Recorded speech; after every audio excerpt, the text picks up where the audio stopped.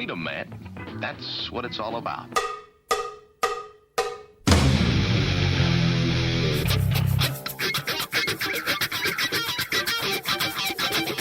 You've got to groove on freedom, like the good book says.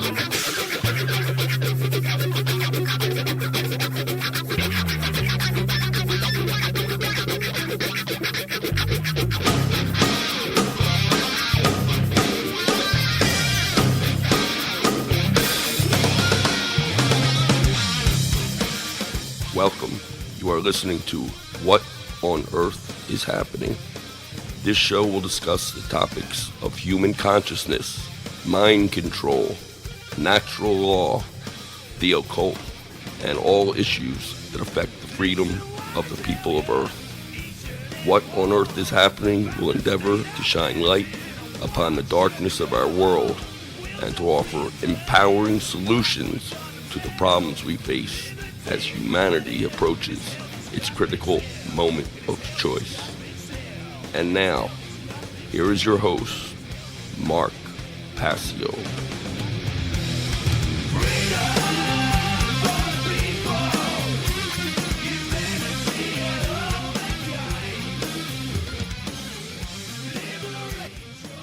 Welcome, everyone. You are listening to What on Earth is Happening right here on the Oracle Broadcasting Radio Network. I'm your host, Mark Passio. This show is live every Sunday from 5 to 7 p.m. East Coast time. That's 4 to 6 p.m. Central time. Today is Sunday, January 8th, 2012. And we have a great show lined up for you here today. We're going to be continuing our ongoing discussion of solutions to the problems that humanity faces in consciousness, and as it is in regard to the freedom that we experience or do not experience. And of course, those two things, consciousness and freedom, are always directly related to each other. That's what we talk about here on this program all the time. How if we ascend in consciousness, we will become more free. If we do not ascend in consciousness, and if we continue to be unconscious about what is actually taking place around us and within us, we're going to go deeper and deeper into bondage and servitude. So today on the show, we're going to be continuing talking about the way out of the mess that we have gotten ourselves into. And we're going to be continuing along the topic of worldview healing for one more week. And I'm going to take calls in the second hour of the show today.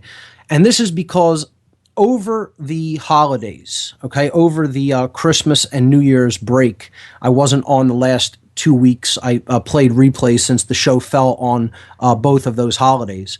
I saw an overarching dynamic when I was around other people during different get-togethers. And that dynamic is what we're going to discuss here today, and how this is directly related with the way people see themselves and interact with other people in the world. So we're going to be talking a lot about the love of self today and how that is directly connected with worldview healing. And then we're going to get into some other topics and more solutions as the weeks go on here in this new year of 2012. So I hope the holidays were good to everyone and everyone is ready to go for this year of change as it is prophesied, this year 2012. So I do have one quick event announcement.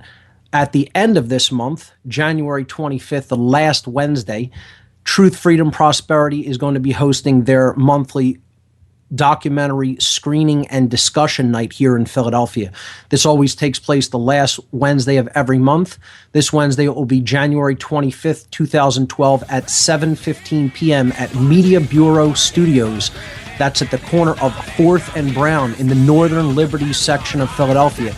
This month's film is going to be I Am Fishhead. A strange name to be sure, but this movie is all about human psychopathy. And that's something we really need to understand very deeply if we're going to be aware of what's taking place around us. The dynamic of psychopathy, critical to understand at a very deep level. We'll be right back after these words, folks. Don't go anywhere.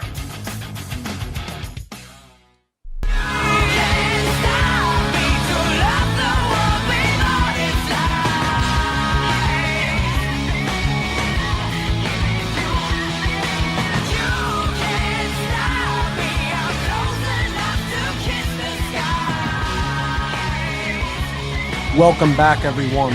This is What on Earth is Happening. I'm your host, Mark Passio. My website, whatonearthishappening.com.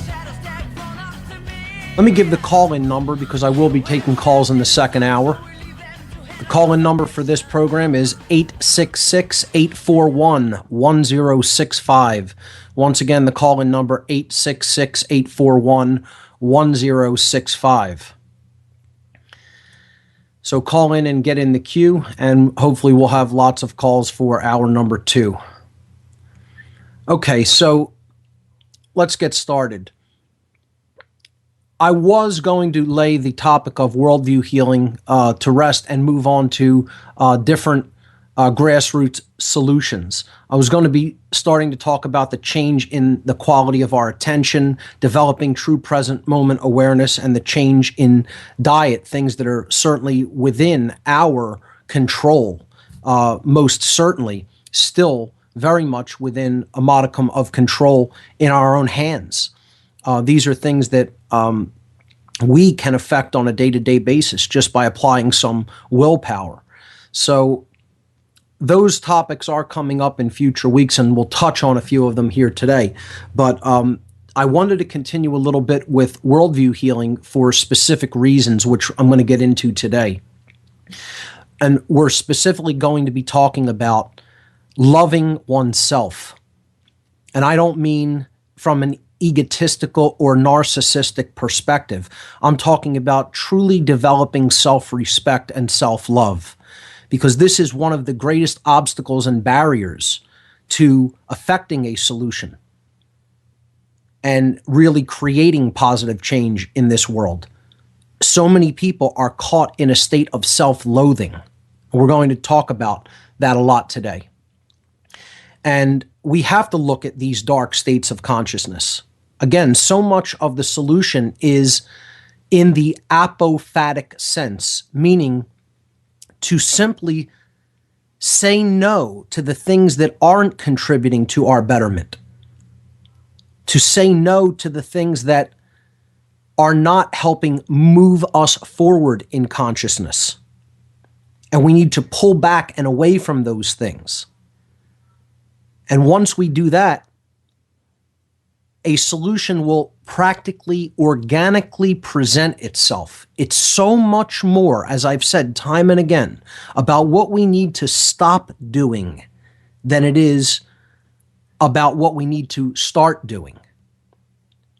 We are trapped in a completely ineffective way of thinking about ourselves and our world, and that is leading to completely ineffective actions and behaviors and destructive actions and behaviors that are absolutely holding us back as a species. So in the previous weeks, we've been talking about this concept of a way out of the world that we have created around us and our forebears have created all around us through negative ways of thinking, feeling, and acting, through poisoned consciousness. And we outlined a few grassroots solutions that we're going to cover in upcoming weeks. We've already looked at the first one in depth, worldview healing, and I'm going to briefly review some of the things that we talked about when it came to worldview healing. And there's 9 other grassroots effective solutions that we can employ listed on the website. If you go to the What on Earth is Happening website and click on the radio show page if you're not already there, as always, there are some images listed underneath the player. They are numbered links that you can click that will bring up a slideshow of some of the images that go along with the concepts and topics that I'll be discussing here today on the show. So image number 1 is simply this concept of the way out, or our ability to affect a solution in consciousness when it comes to how horribly astray humanity has gone. So we talked about worldview healing. And again, slide number 2 is simply the grassroots solutions that I've outlined that we're going to be covering. slide number 3 simply shows the topic that we've been discussing over the last few shows, worldview healing. And slide number 4 is the chart that outlines the transition in worldview that needs to be made by each one of us. We need to move from a poisoned worldview to a healed worldview. And worldview is really at the center of the solution. This can't be stressed enough. Until we heal the worldview, we're not within ourselves, we're not really in a position to help anyone else. So we have to understand that human nature in and of itself is not fundamentally flawed, and people aren't just out of the womb horrible people like religion wants to teach people. Now, yes, again, we did talk about this condition of psychopathy that exists within a very tiny fraction of the population as a whole. And there is something to be considered there, which is why I'm showing the film I Am Fishhead at the next Truth, Freedom, Prosperity documentary night here in Philadelphia. Because if we don't understand the dynamic of this disease, this psychological disease, and it is a genetic disorder as well, psychopathy, we're not really going to understand the mindset of the ruling class that has its stranglehold over the population at the current time. So yes, that is a tiny fraction of the population, but this by no means that the entire nature of humanity is in some way fundamentally flawed. Our nature is fundamentally good, but it is also largely determined as we live. It is very much dependent on the conditions that we surround ourselves with. And that does, we do have a modicum of control over what conditions are created. It isn't like just things are just simply happening to us. We are creating a lot of the conditions that are all around us. And through our thoughts, we don't want to change. We want to hang on to certain ways of thinking, okay? Through these habits, these horrible habits in thought, we're just letting these conditions continue. And therefore, nothing is changing, and most people think, oh, it's just because people are horrible. No, it's because people are attached to ways of thinking that have absolutely nothing to do with their betterment and can't possibly better them in any way.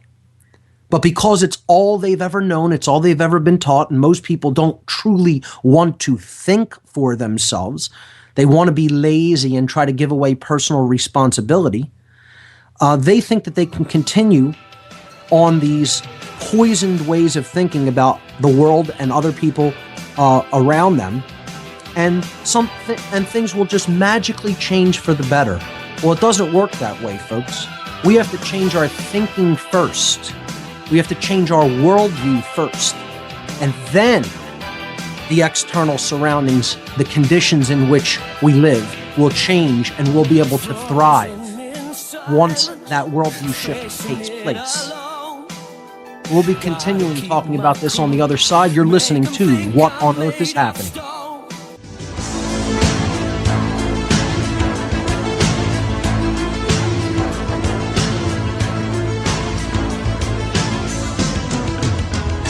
Welcome back, everyone. You're listening to What on Earth is Happening. I'm your host, Mark Passio. Before the last break, we were discussing worldview healing. We were looking at the chart on image number 4 on the What on Earth is Happening radio show page that shows what a poisoned worldview looks like versus what a healed worldview would look like. The 3 worldview aspects that need to be ultimately be changed within ourselves is our view of human nature, to get out of this idea that people come into the world born of sin, born of original sin, and we need to feel guilty about that, and we're all deserving of death and horrible things to happen to us, versus the idea that people are born basically good, and it's a matter of what conditions they live in that determines whether they develop into somebody who becomes a caring individual or becomes a psychopathic or secondarily psychopathic individual. And that brings us to our next aspect of worldview healing, which we need to change, is our view of the value of the individual. Because if we constantly think of people only in the sense of what can they do for me, or how much are they worth, how much am I worth, as far as physical things, a bank account, a house, a car, etc. This is all largely, again, determined. People have these views largely because of the conditions that they live or don't live in. People don't come into the world having a certain view of what the value of a person is. They acquire that view over time through the conditions in which they live. If the conditions are improved, the mental condition and outlook and worldview will also be improved. They go hand in hand. The physical and mental go hand in hand. That's why it's a body, mind, spirit connection. They are tied together inextricably. A healed worldview, which is what we're going to be talking about today when it comes to the value of the individual, is one of true self-respect, true self-love, and the understanding that we are all of infinite value. That each one of us is a unique creation within this dynamic creation.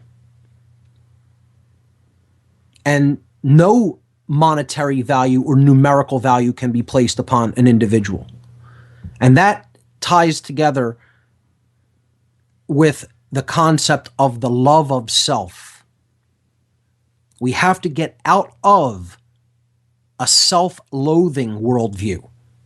What we're going to talk about today is changing this aspect of worldview, the value of the individual. But what we're going to really look at is the value of the self in the worldview. And I'm not talking about the lowercase s self, not the bodily egoic self, the flesh. I'm talking about the higher self. Do we love the essence of who we are? Or do we have loathing because the lowercase s self can't come into the fullness of the higher case s self, the true self? Do we hate ourselves because of our laziness? Do we hate ourselves because of our lack of will? Do we hate ourselves because of our cowardice? Do we not have enough self-love to want to motivate us to change? And what can we do about that? So the third worldview aspect that needs healing is our view for the possibility of that change to happen in a positive way. How possible is it? Well, I would say it's absolutely possible, but it depends on how much we want it. How much do we care about that change happening? So care, we're going to talk about a lot today, versus its murderer, its antithesis, which is apathy, which if we fall into that and give into that, we're essentially lost. Because again, care, and I'm talking about care with a capital C, okay, true care, to want to align ourselves with the will of creation, to want to align ourselves with the capital W will, not egoic desires. I'm not talking about that. I'm talking about to want to get into the slipstream of the creative dynamic force that is behind all existence, where real power lies, and step into that slipstream and be a part of it. And that's what this year supposedly is all about in all of the ancient prophecies of all the different civilizations that talked about this time of change and this great convergence. Are we going to step up to that challenge, change our worldview, develop true self-love, and make that change come into fruition? Or are we going to fail and go into deeper bondage than the human race has ever seen? Because both of those things are distinct possibilities. Anything can happen. It's not set in stone. It's up to us. If we want to change it for the better, for the positive, that's possible. If we want to sit back, do nothing, not care, give up the power of the generative force, which is care ultimately. That's what love actually is, okay? The power to ascend in consciousness and create that positive change. If we want to step up to the plate and enact that, then the transformative event that has been prophesied about 2012 will happen. If we don't care, if we give into apathy, the entropic nature of the decay force that is basically the default settings for the universe. The way time moves forward is also the way entropy works. As time moves forward, things naturally tend to break down and move toward entropy and chaos. We have to employ will through care, through self-respect, through love of self, if we're going to avoid that entropy and that chaos. And it all comes down to how much we care about ourselves. So, religionists who want to talk about, the love of self is a sin. It's, that's not what you should be focused on. I say bull and bunk to all of that. The problem is there isn't enough love of self in this world. And I'm not talking about, again, getting into the ego and being a narcissist. That's not what I mean by love of self. I'm talking about developing true self-respect, because if you don't develop true self-respect, you can't ever have any respect to give to others, to see them as also a dynamic and creative and caring individual that is unique and is a unique creation. So you won't have any respect for anyone else if you don't truly respect the self. How could you possibly give any love to someone else if you don't truly have it for yourself? It has to start with the self before it can ever flow out to anyone else. So in looking at worldview, we also talked about the challenge of initiation, beginning. See, this is where the most effort is required to take the first step on the path to begin this journey in consciousness and in spirit. Because, again, another just natural law of the universe is that objects at rest tend to want to stay at rest, just like people who haven't begun tend to want to stay in that unbegun state. This is inertia. When you want to try to get momentum built up, the hardest part is getting it started. Once it's started, it's easy to keep it rolling.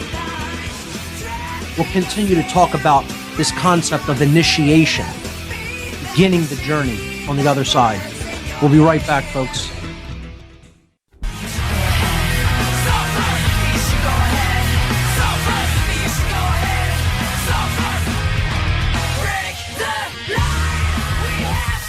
Welcome back. This is What on Earth is Happening. I'm your host, Mark Passio. Continuing to talk about worldview healing, specifically as it relates to the dynamic of love of self and how important the love of self actually is if we're going to effect a solution in the problems with humanity's consciousness in the modern world. These are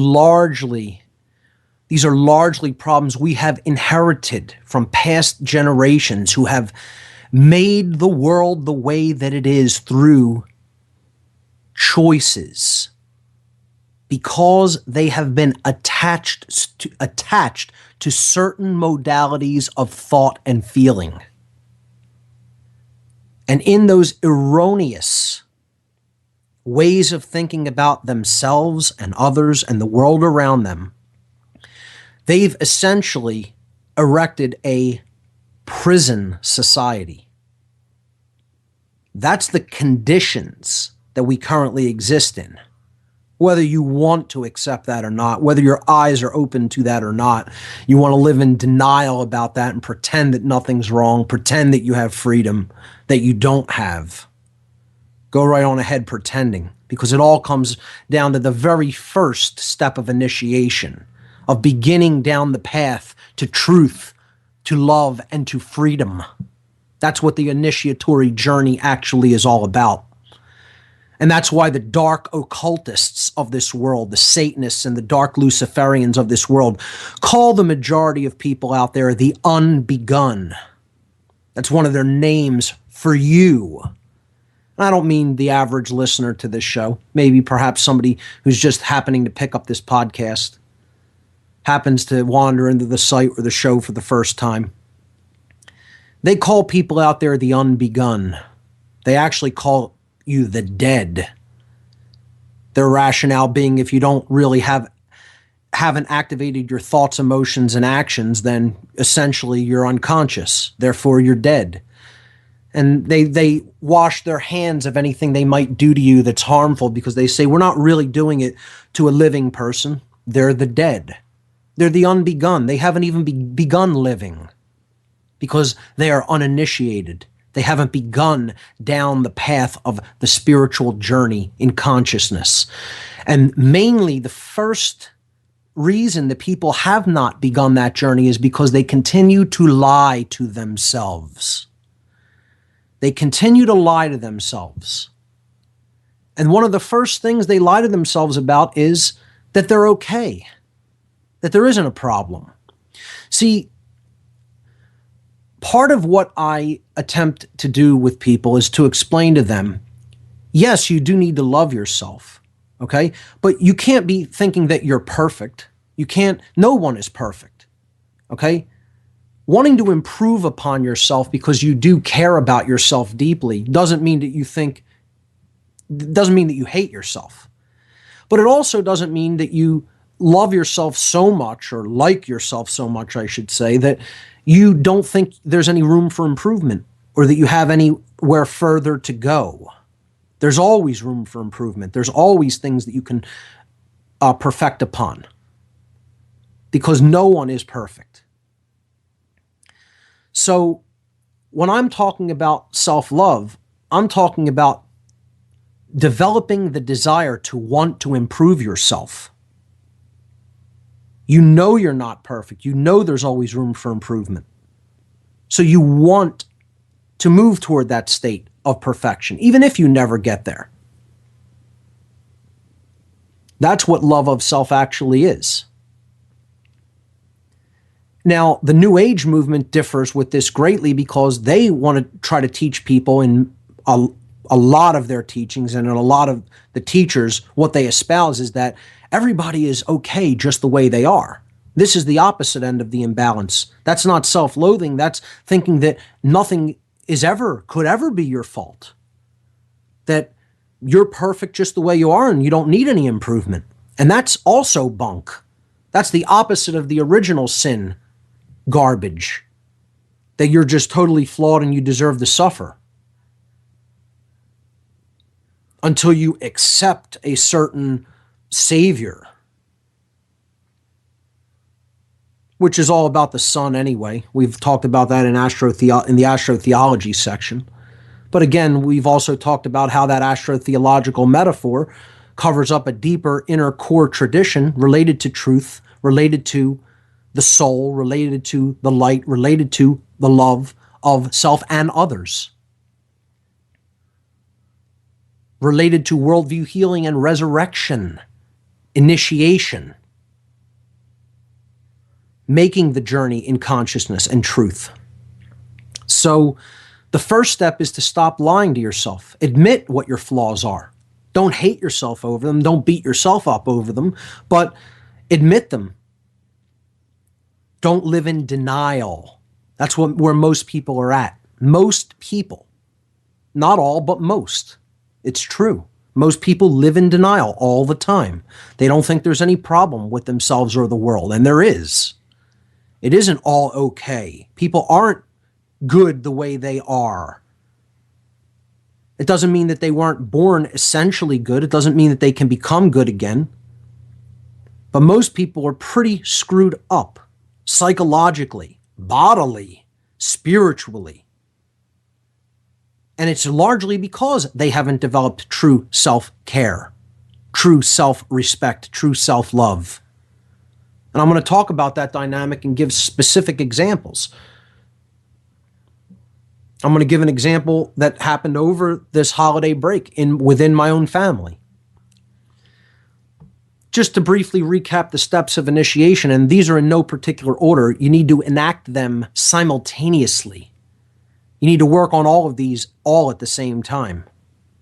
It's not a linear process. These work in parallel. It's a parallel process, okay? Stop lying, especially to yourself. Stop dreaming, meaning don't engage in cognitive dissonance, thinking that things are really one way when they're exactly the opposite, holding contradictory notions in your mind simultaneously. Well, in truth, there is no contradiction. In natural law, there is no contradiction.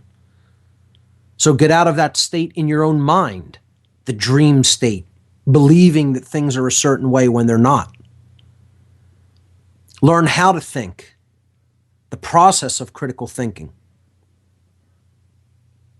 We talked about the trivium and quadrivium and how these could be employed to truly learn how to think and to remove logical inconsistencies from sets of data.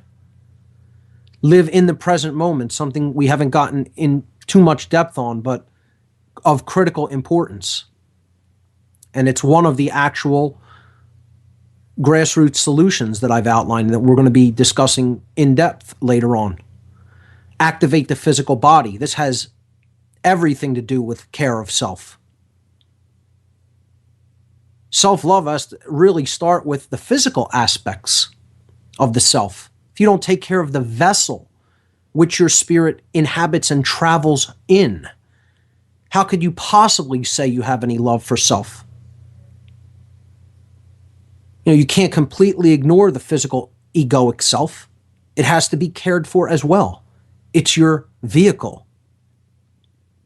It's what the consciousness is within, inhabiting. So what you put into your body and mind has everything to do with how much you care about yourself. We talked about the things that are ultimately holding us back. In slide number 6, I called them the unholy trinity. They're all religions. I use the term religion here not about the world religions like Islam or Judaism or Christianity or Hinduism or Taoism or Buddhism, etc. That's not the concept I'm using religion in here. I'm talking about religion as a concept of mind control, of holding one back from where they really need to go. From the Latin relegare, meaning to tie back, to hold back, to thwart. To hold back from forward progress by binding, by tying. That's what relegare means, and that is where the word religion comes from. In the positive sense, yes, true religion could mean to reconnect, to tie back to. In the negative sense, which is how I'm using it in this connotation, I'm talking about religion as a whole, of holding us back in consciousness. And that's what the world is being held back by. False belief systems that do not serve us, based on things that are not real, like money and authority. There is no such thing as authority. It does not exist in a three-dimensional space-time continuum. There is no such thing as money. It is a construct that only exists in the human mind. It does not exist in nature. It is an aberration of the mind. These things completely holding us back. They need to be abandoned. The Oracle broad.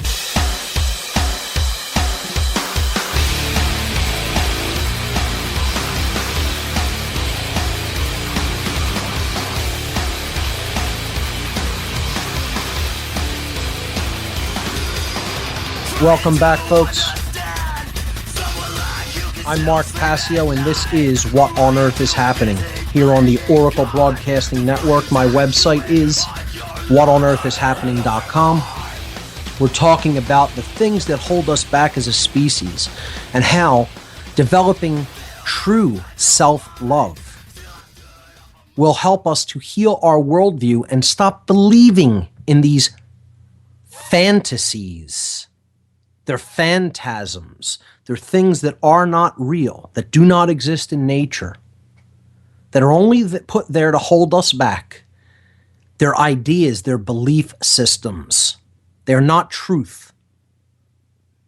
Truth and natural law are the only authorities, and they are not worldly things.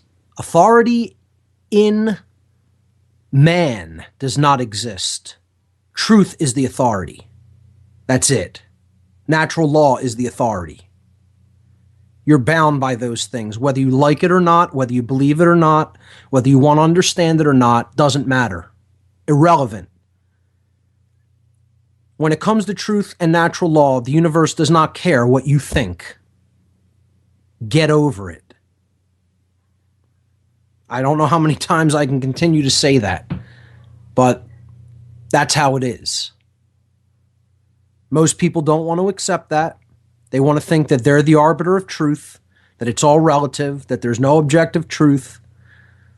You know, they want to think that authority exists in the physical domain and that they can impose their will on others and get away with it forever, and the joke's on them. They're kidding themselves. They always have been kidding themselves.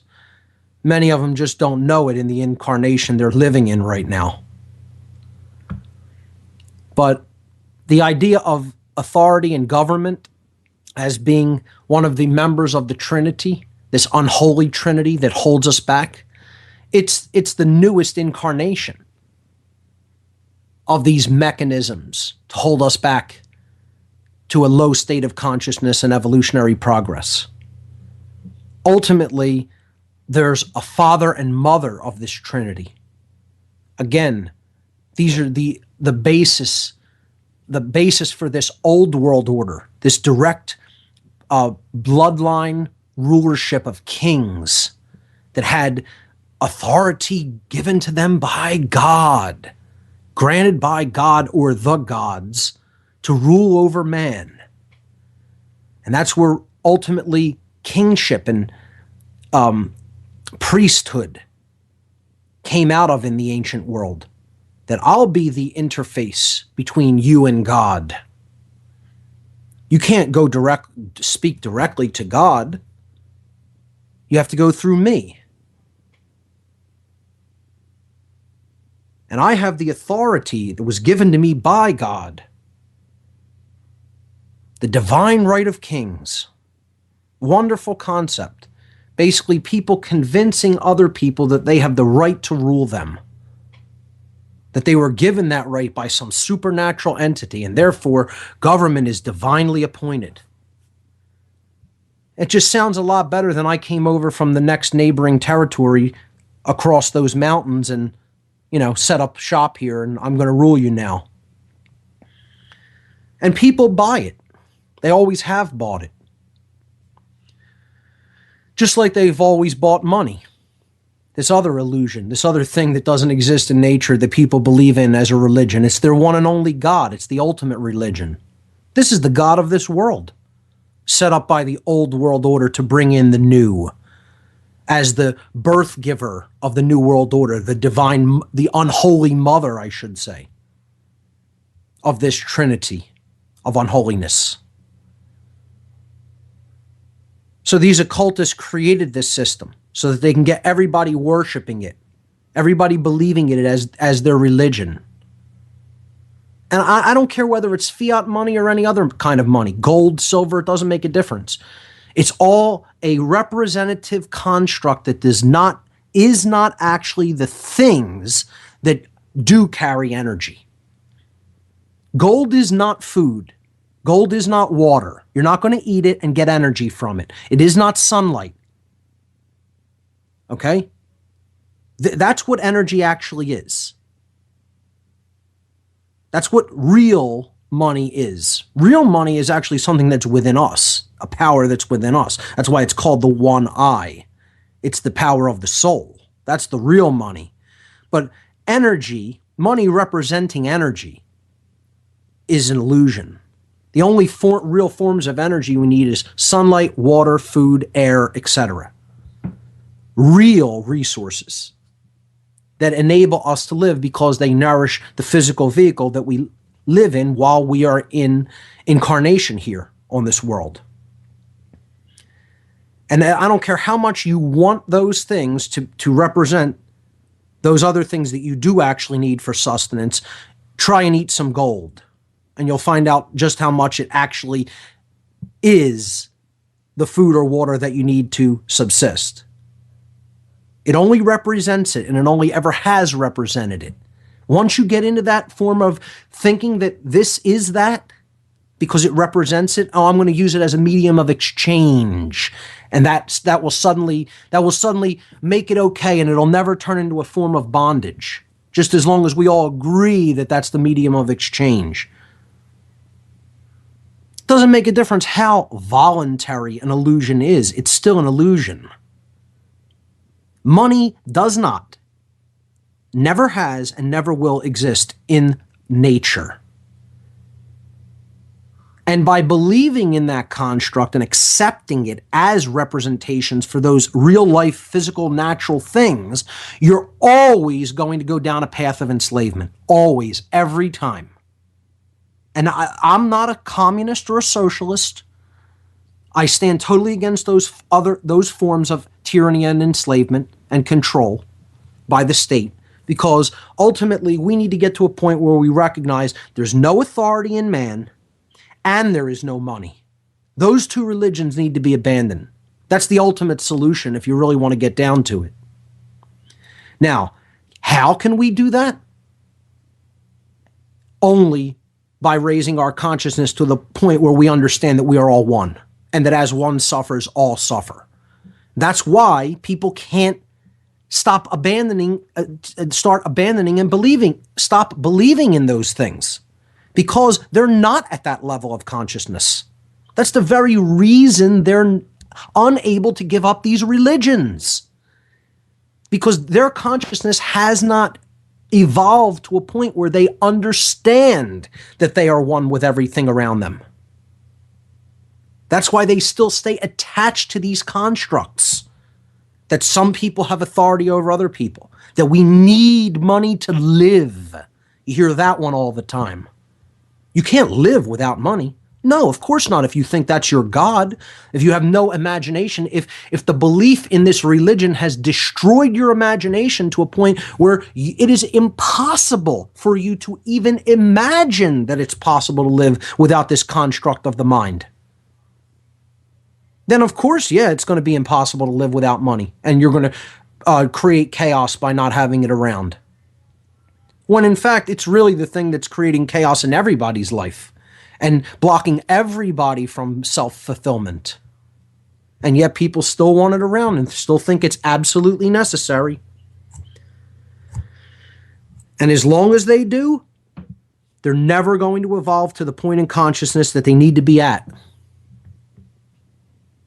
to truly affect a solution. So let's talk about the word solution, because we're going to really talk about what one of the ultimate solutions to all of these problems are. Again, it's apophatic. It means you have to get rid of something. It means you have to abandon self-loathing. You have to abandon the things that you don't like about yourself by developing the willpower to improve upon those things. That's what development of self-love is. And that's one of the ultimate solutions. As we see on image number 7 on the slides, the love of self is about the rise in consciousness, is about working upon yourself, is about raising the energy and the vibration within yourself. And that all starts at the heart. That's why it all centers around the heart chakra there in this image. It's about care. The dynamic of care. When you do that within yourself, when you develop that dynamic energy of care within yourself,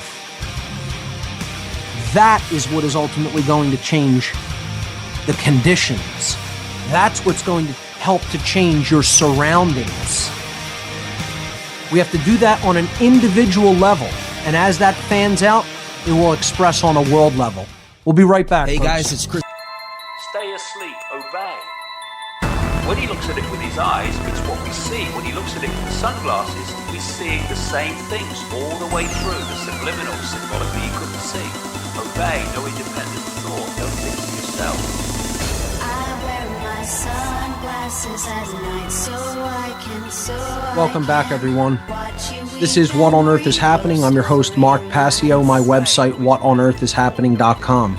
We're talking about one of the most effective and powerful solutions when it comes to effecting a change in consciousness as truly developing self-respect and self-love. And in the apophatic sense, this would be abandoning self-loathing. As we abandon self-loathing, beating up on ourselves, hating ourselves, not wanting to improve upon ourselves because we think it's too hard or we're too lazy or it's not worth it. As we stop doing those things because we're developing care, we want to become better, we want to move forward, we're going to be affecting the solution more and more and more and more. And as each one of us contributes to that dynamic, we're going to see the world change at an external level. But as long as we stay in that condition of self-loathing, we don't really ultimately care about ourselves enough to change ourselves, to employ the will, to go against the natural flow of entropy, then we're going to stay exactly where we are, and things are going to get worse and worse and worse if we don't employ that effort and that will. Because that is what love is. Love and will are essentially the same thing. And I'm talking about, again, will with a capital W, not your will to impose anything on anyone else. I'm talking about will, capital W, will. Developing the desire to effect change in accordance with the flow of creation. The dynamic, evolutionary, creative, intelligent, and caring energy that flows through everything. So, I'm going to give some specific examples later on. And we're going to talk about the word solution itself, what that actually means in occult terms, in green language terms. Let's look at the word solution itself. I'll also be taking calls, starting with the next segment. We have a caller waiting on the line. I'll be getting to him in the next segment. Let me give the call-in number once again so people can call in. I'll be taking calls throughout this hour. Call-in number is 866-841-1065. Once again, 866-841-1065. We're talking about the dynamic of the love of self and how this is so important if we're ever going to get out of the situation that we're in human consciousness. So let's look at the word solution briefly. If we break down the word solution, which is what this is all a part of, soul, S-O-L.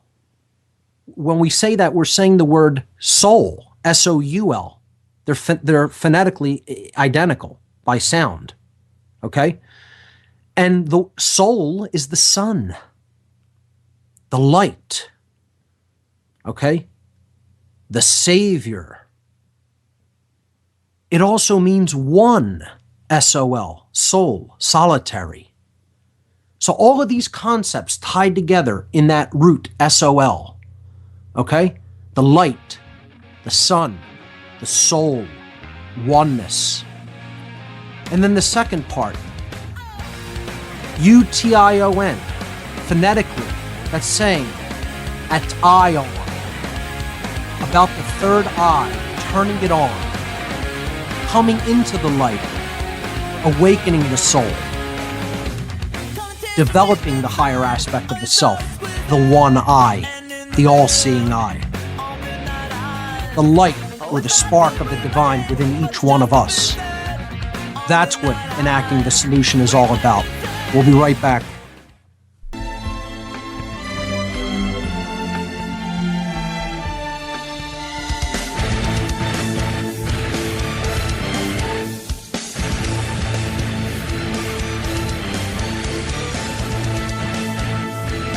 Ladies and gentlemen, have you figured out yet? Right in the word solution, it's telling you the light at the third eye, the light at the one eye, to turn the eye on with the light of the soul. It's right in the word. The word solution means that. At least in green language, which again, people will just completely dismiss and go right ahead. It's fine.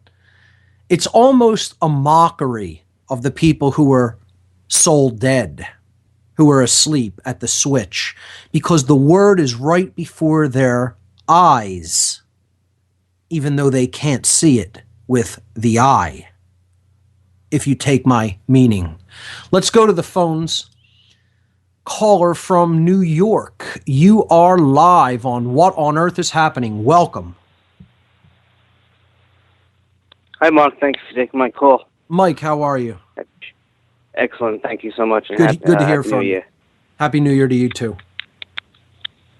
And I want to talk about a great show. And let me tell you, that all these past shows from one to now have been absolutely amazing. And the way you've broken it out could have been better. I'd like to talk about something that has really hit me this past year, and something as a solution within my own life. Sure. That didn't hit me until these past couple hours or weeks, even. I don't know. I've been reflecting on it a lot, and it comes down to what you're talking about. Your emotions, your education, the things you take in. It all has to do with the word relationship.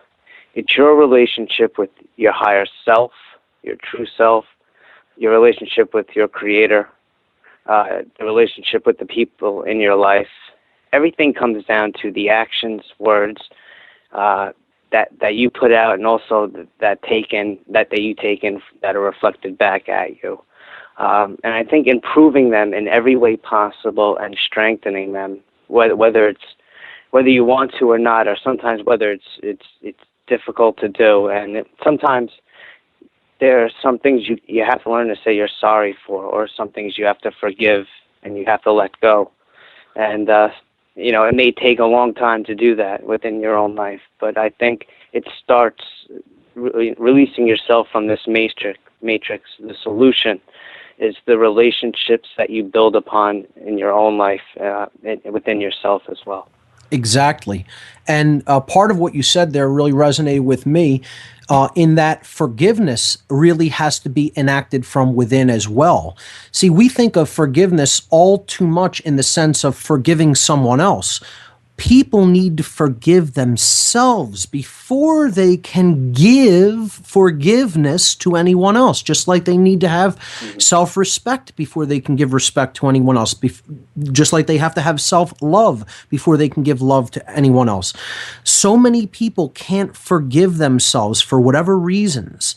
They feel like they're just irreparable, that they cannot make themselves whole, that they cannot fix themselves with the problems that they are encountering or what they may have done to themselves. They feel like it's too far gone, but it's never too far gone. You could always pick up in the moment, activate yourself in the present moment through present moment awareness and say, yes, that was all what was going on in the past. That's how I was before, but I can create myself anew in the moment through an act of my will. And that's what forgiveness, self-forgiveness is all about.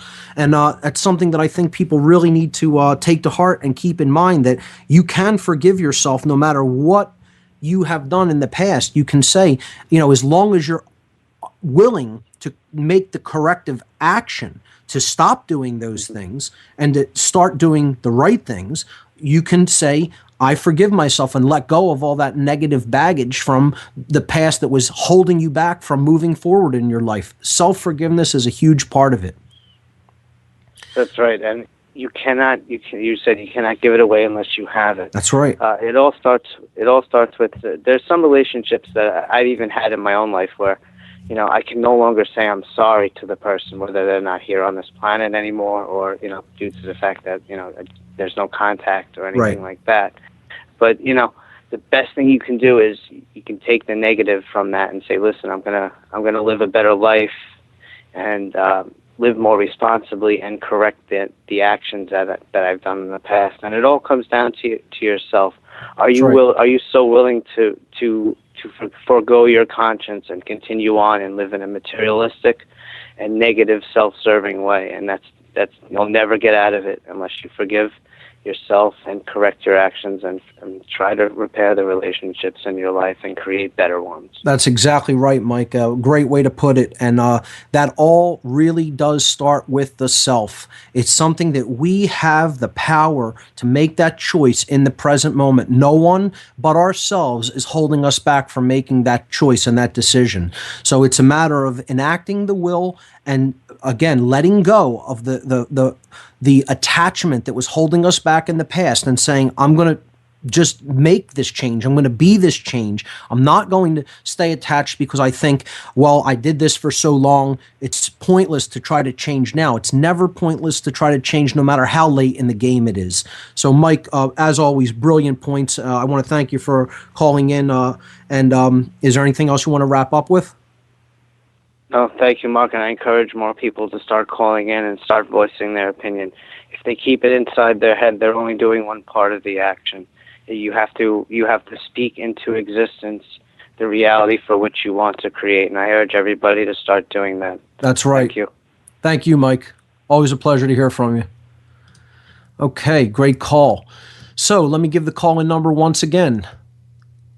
866-841-1065. Once again, call-in number is 866-841-1065. I want to briefly talk about something that I mentioned on a show before, and this came up over the holiday break as well, because 3 days after Christmas, on the Wednesday between Christmas and New Year's, we showed the film Thrive at the Truth, Freedom, Prosperity documentary night in December. And people keep attacking the gentleman who made this movie because it has a high production budget and it's very slickly made. And, oh, where did the money come from? Who's funding him? Well, obviously, the guy has some money himself, Foster Gamble. He and his wife put a lot of money into this project, obviously. I thought it was a great film. Clearly, this guy knows a whole lot about what's going on behind the scenes. I don't think that his solutions were 100% perfect. I think he could have talked a little bit more about natural law, and certainly could have put more about the occult, or something about the occult in. He left it to the, as the top of the hierarchical food chain of control, so to speak, as the international bankers. Of course, we all know, anybody who's paid attention to this show, that dark occultists lie behind the monetary system. We have proven this time and time again. But I think that Gamble knows these things, but he did not want to put that in for fear of turning people off to his message, for fear of that many people would think that's too far out there, that they're not ready for that. Even though he put some things on extraterrestrial intelligence in there. So it was an interesting dynamic, but I want to talk a little bit about people attacking it on the other side. We'll be right back. I was born, a shotgun in my hands, behind the gun, I'll make my final stand. Welcome back, everyone. I'm Mark Passio. This is What on Earth is Happening. Before the break, we were taking some calls. We were continuing to talk about getting out of the destructive habit of self-loathing and developing true self-love. And I was starting to talk about Thrive, the movie Thrive, a little bit, and how many people are attacking it, saying, "Oh, because this person came from the Gamble family of Procter and Gamble, that it has to be a deception or some, disinformation campaign." And this is nonsense. I mean, just look at the movie, watch it for yourself with an open mind. He's talking about just about everything that's really going on in the world. If you don't agree with every one of his solutions, okay, not everybody's going to agree on everything.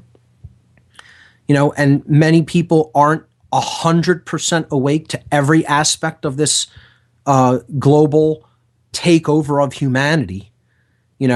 He's doing his best, he and his wife doing their best to put out what they have discovered and what they do know. And they're putting it out there in a format that I think is very exceedingly well done. And most people would not be able to do as good of a job, is all I have to say. And, that's what we're dealing with. Armchair quarterbacks, people who haven't lifted a finger, who haven't opened their mouth, who think that they're know-it-alls, but then, when it comes to actually putting that information back out there, as Mike said, and like I always say, the universe is spoken into existence. We have to, knowing isn't good enough. We have to then put it out there for other people. I asked these people who were complaining about different things when it comes to what other people put out, where's your website with hundreds of hours of audio on it? Where's your documentary that has Hollywood-like production values and a phenomenal message? And you find out what these people have is a big goose egg. That's what they have. Naught. And they want to complain about what other people are doing. It's almost like people who complain about the commercials on this show. I don't like commercials any more than anybody else does, but I would never, for instance, let's just give an example here. Let's say Henrik Palmgren of Red Ice Creations, a phenomenal website. If people don't know about it, you should, okay? An incredible repository of knowledge with just about every guest you could possibly imagine, and Henrik does a great job. Let's just say he wanted to start putting ads in his podcasts. Do you think that I would email him and say, it's horrible that you've put commercials in your podcast, Henrik? They're his podcasts. He can do what he wants. If I'm downloading it, I should be grateful that I'm getting the information, that this gentleman is taking the time to do this and line up all these guests. And the other thing I want to say about commercials is I do not sanction or, these commercials have nothing to do with me. It's on the network end. They're not my sponsors. They don't necessarily agree with what I'm saying here, and I don't necessarily agree with what their products are what they're attempting to sell you. I think most of the things that Oracle puts on their site are on their radio are pretty decent products, but whatever. That is neither here nor there. I don't have any control over what ads are being placed on Oracle, okay? So that's the network to pay for bandwidth. This is a live radio network, ladies and gentlemen. Try finding out how expensive that is to run, okay? And let me tell you something. I've said before, you want to have a live radio show, okay?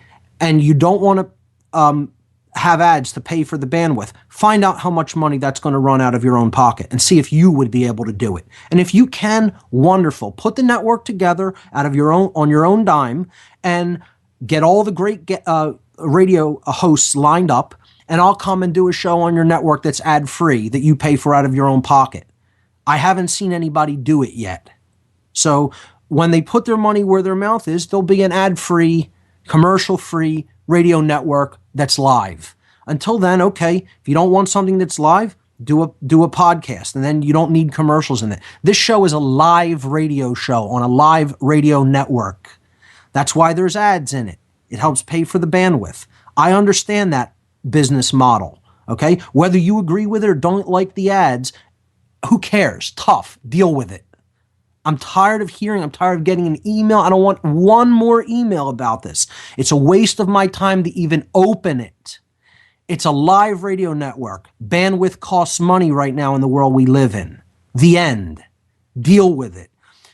people in the ancient past had to die to get this information sometimes, to get this information to other people.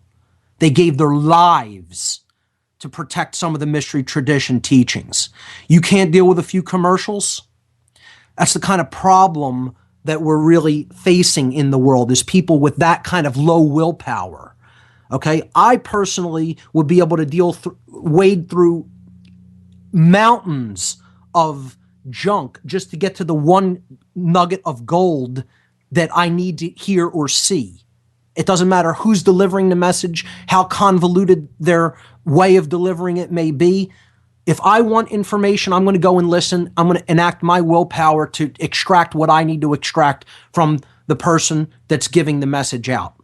And I don't let what they look like dissuade me. I don't let what the ads on their site or on their podcast dissuade me, because that's not what I'm worried about. I'll tune that right out if I don't want to deal with it or hear it. You know, and it's nonsense. It just shows you how little willpower people have out there to really go after information and change themselves. They would rather fight among themselves. That's what all this infighting is all about too. People who don't really love themselves, who don't really care about really affecting change, that just want to point fingers at other people. And I'm personally tired of that and don't want to see it continue. But, you know, people, you know, are going to do what they're going to do. So that's my 2 cents on people who want to attack other people who have put great information out into the world, and they've, you know, the person attacking them has done nothing, or people who want to talk about commercials and why they won't listen to a particular network or show if it has commercials in it. It's all nonsense, and it's all ultimately a big distraction, and it ultimately does nothing to advance the cause of human freedom, which is what this is supposed to be about. Let's go back to the calls. Here we go. We'll continue taking calls, and let's see. Here we go. Caller, you're live on What on Earth is Happening. What do you have for us here today? Hello, Mark. It's Bob from Cincinnati. Bob, long time. Great to hear from you. How you doing?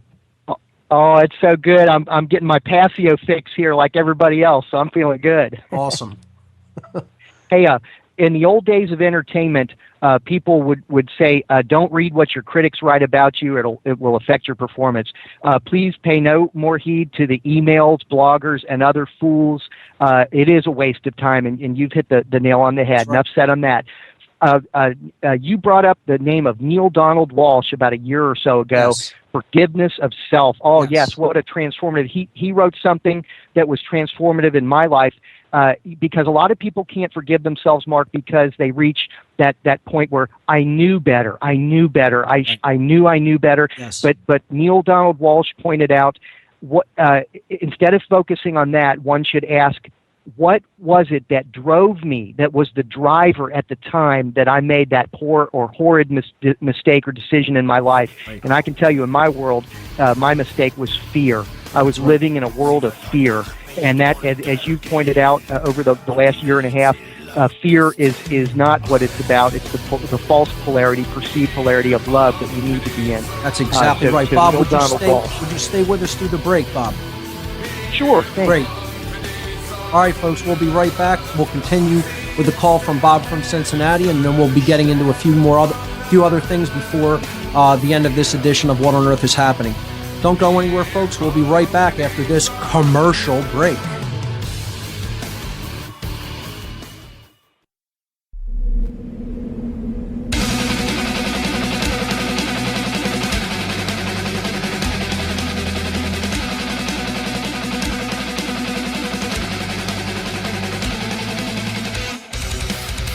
Welcome back, everyone.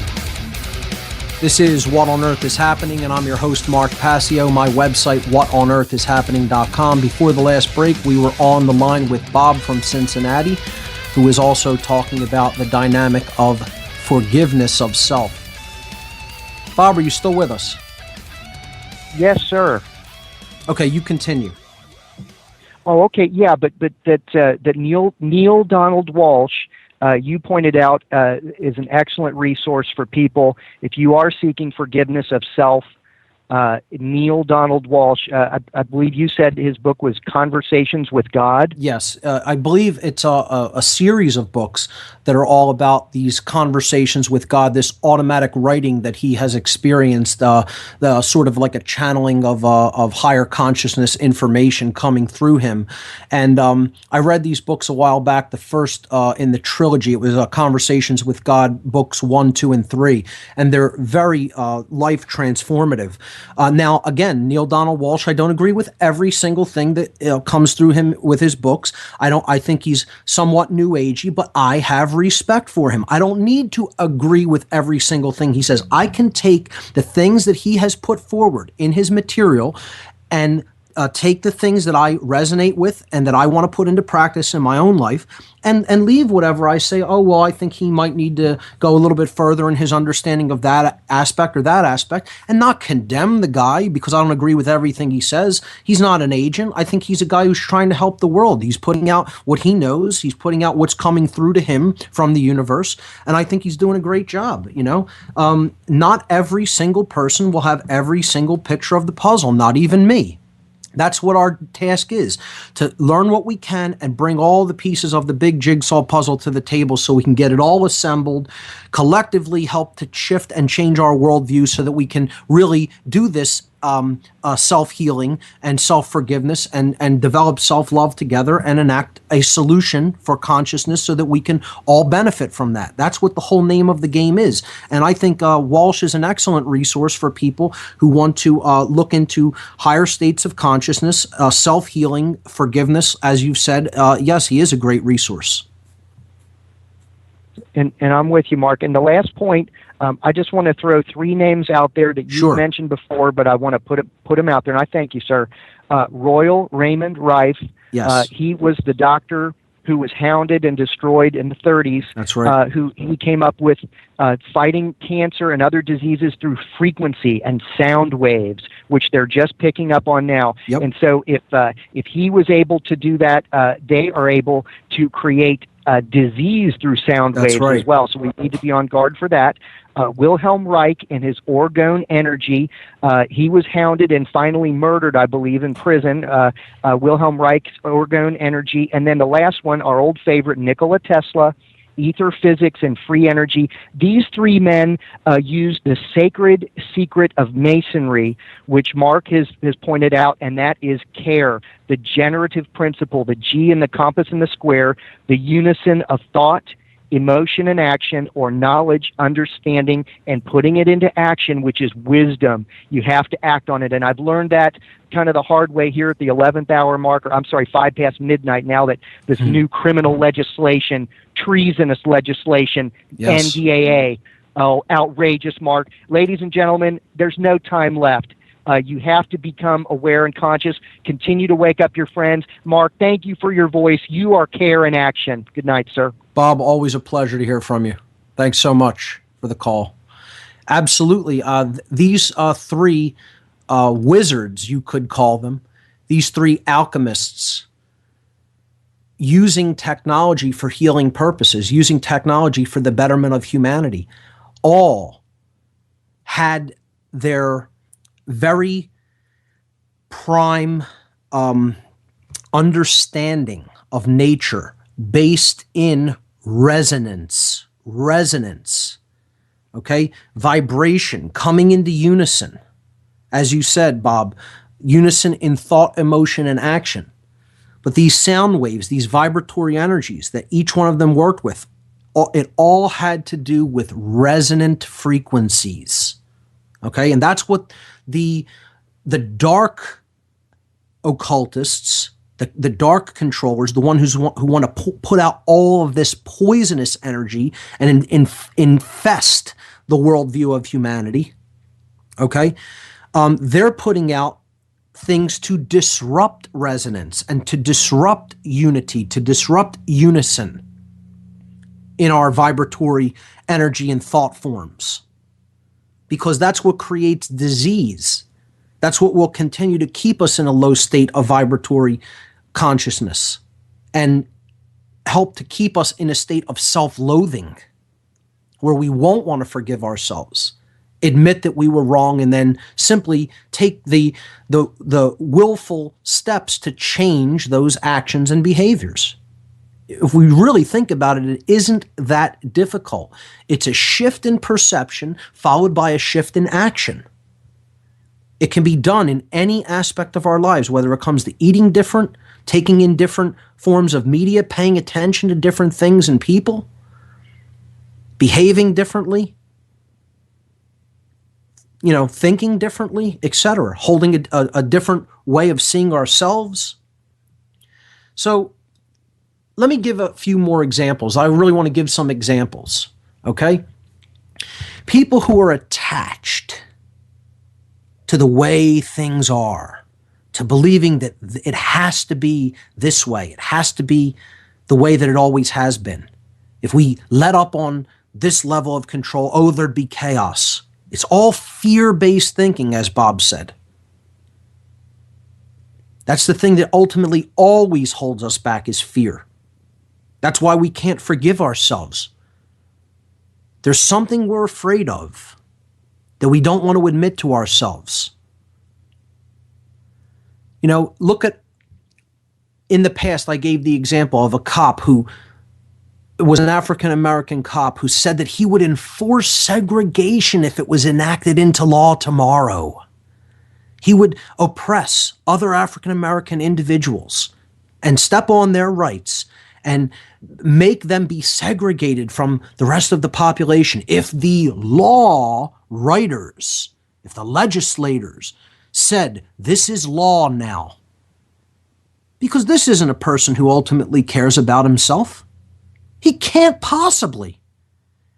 How could you possibly make a statement that you care about yourself, or even anyone else for that matter, when you're willing to take totally immoral action just because someone in a position of perceived authority told you that it was okay? It doesn't make a difference what's law, what's written down as law by man. It only makes a difference what's right or wrong. This whole belief in authority all ultimately stems from someone who thinks, who actually believes in the base essence of himself, that he can ever hand away personal responsibility to another person. I'm just doing my job is the tagline.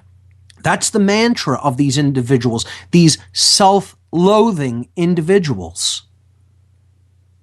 If alcohol segregation came back today, and people who had every right to drink a beer today, if they told me that was outlawed tomorrow, I'd go and bust their head, is what that guy would say. Well, if they told you were allowed to just go and indiscriminately kill and rape, you'd probably do that too, wouldn't you? If you're being honest and not lying to yourself, the answer is probably yes. Because somebody like that hates themselves so much that they just want to give away their responsibility to think. That's the truth, ladies and gentlemen. No matter how hard you want to rail against it, no matter how much you don't want to accept that reality, that is the truth. That's the condition that a person like that exists in. That they hate personal responsibility, they hate thinking for themselves, because ultimately they hate themselves. That's it. No one would ever act like that if they didn't hate themselves. Ever. Okay? The people like soldiers who follow orders and go off to foreign lands to wage imperialistic wars of aggression over natural resources, they can't possibly really truly love themselves or anyone else. They can make a statement that they do. They can claim that they love themselves or someone else, but that also will never make it true. Your actions are ultimately betraying how you really feel. You can't have any true self-respect and still do those actions because you're attempting to give away something that you can't ever give away. That's a part of yourself. That's your own personal responsibility. Chris Gio of Truth Frequency.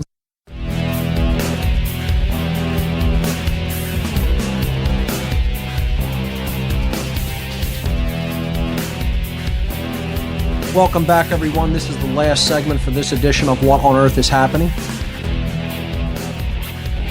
I'm your host, Mark Passio. My website, whatonearthishappening.com. I want to get into two dynamics before I wrap up the show here today. I'm going to give an example of self-love and self-forgiveness.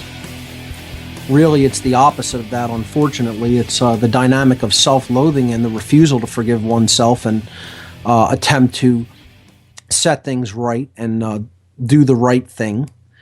When you are at a higher level of consciousness and then you're around other members of the family who fail to see what's really taking place, fail to really have developed that dynamic of care so that they can truly open their eyes and then change their actions and behaviors.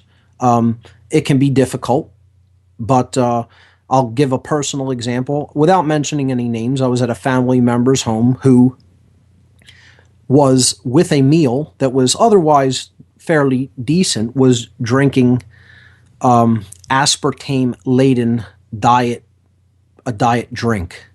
And I said, well, look at that ingredient. It was diet iced tea, powdered diet iced tea mix made with unfiltered water from the tap as well. So we're talking about a sludge of a chemical cocktail. Let's be honest, okay? And I said, hey, you know what that is, you know what that's doing. And I'd made these individuals aware at many other times that these are excitotoxins, that you shouldn't be putting them into your body in any quantity because they affect the central nervous system and the brain in extremely horrid ways. And I said, I'll go and make a fresh pitcher of iced rooibos tea, bring it over here right now. I'll sweeten it whatever you want, natural sweetener that I have, raw sugar, raw agave nectar, or some organic stevia extract. Whatever you want me to put in it, I'll put in it to sweeten it. If you like it sweet, if you like it unsweetened, I'll make it that way. And I'll go do that right now and bring it over here. All you have to do is toss those glasses that you have poured and toss that pitcher. And I'll bring over, a pitcher of good organic rooibos iced tea. And they wouldn't do it. I don't live far from these individuals. And I was like, well, what's holding you back from doing that? Well, what? The $3 that you paid for? The tea mix, I said, I'll go give you the bag of tea that I got, of organic tea that I have across, at my home. And you can have the remainder of it to make your own iced tea. All I want you to do is toss that because you're hurting yourself. Wouldn't do it. Couldn't admit that they were wrong. Couldn't admit that they're doing something that's harmful, that's poisonous, and just, even if there's an alternative that even tastes better, just didn't want to admit it to themselves. And I said, I just want to know what that is. Why can't you admit that what you're doing is harmful? And you know what it all comes down to is, it's not even just ego that they don't want to admit that they're wrong. It's that they don't care enough about themselves. They don't really have care of self to want to develop the desire to want not to do that. They don't care about what they're putting into their body because they truly don't love themselves. And this was so much as admitted. When I was pressing the individual to say, why won't you develop the desire to want to do something that you know is better for yourself? And they basically said, I just don't care enough. I don't care about myself that much. They basically said that. That was their answer. And it was honest, at least. I actually left not feeling bad because at least there was that honesty. At least they had gotten out of that very first step of stopping lying to themselves. They weren't continuing to lie to themselves about why they were doing it, which is what, I was actually looking at the positive aspect of that. Even though it's a horrible thing to say, I don't even care about myself enough to stop drinking something that I pretty much know to be poison. You know, I'd rather have the convenience and the good taste in the moment and the habit that I know, rather than, you know, make that little bit of effort to confront the unknown and try something new and change my habit, you know, exercise that little bit of will to change the existing habit. At least they were honest to say the reason I don't want to do that. They weren't BSing me. Okay, they weren't just blowing smoke up the rear end of the person who was calling them on it. Okay, they were saying the truth. They were saying, I really don't care about myself enough to make that change. And I thought that was refreshing honesty, dark as it may be. See, that's maybe where it starts. Maybe it just starts with stop lying to yourself. Say the truth even if it's dark. Say the truth even if it means that in the moment, in the current conditions, you have a long, long way to go. Start from where you're at. Okay? So that's that. I'll leave that dynamic of self-loathing and versus self-forgiveness there for now, because I just want to briefly talk about Seinfeld and why I have an image of the four major characters of the former U.S. TV series, very popular TV series Seinfeld, on the image number 8 on the website. And this is because this is actually a Kabbalistic allegory about what happens when people stop caring about themselves or anyone else.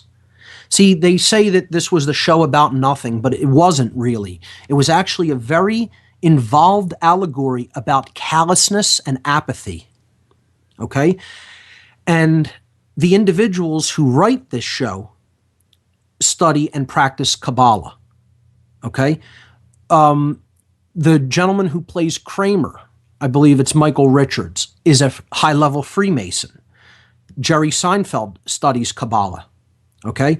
These individuals are attempting to make an allegory that they are putting out there to the American public to show them what path we as a people in this country are on.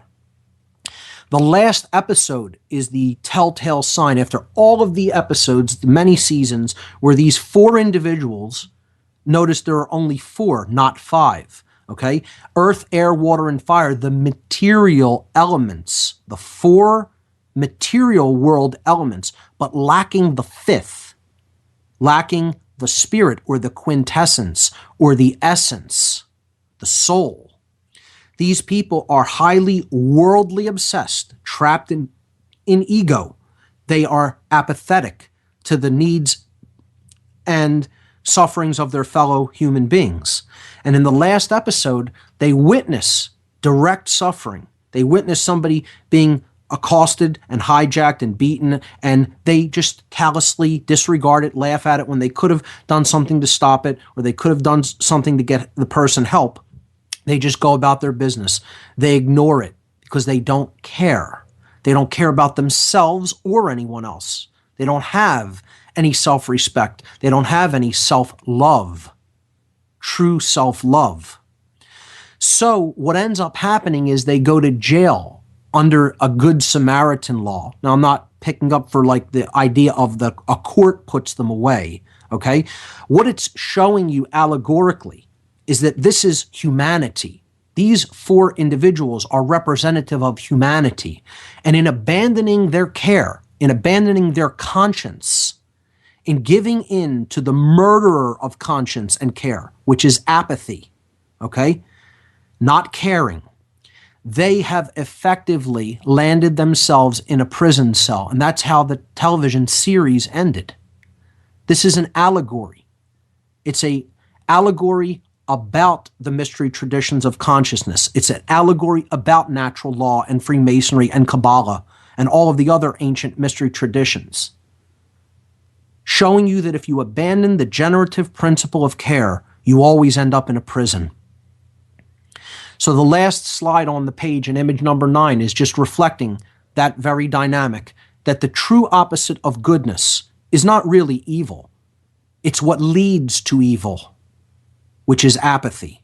If we do not forgive ourselves and start caring about ourselves and other people, the only place we can possibly end up is in a state of enslavement. But that is our choice in the moment. And that's what we have to reflect upon and make this great prophesied year of 2012 be about. That very choice about whether we're going to start truly caring for ourselves and others. That's all we have time for, folks. We'll see you next week on What on Earth is Happening. Stick around. Chris Introducing Everard the up. world's first and only Swiss Gold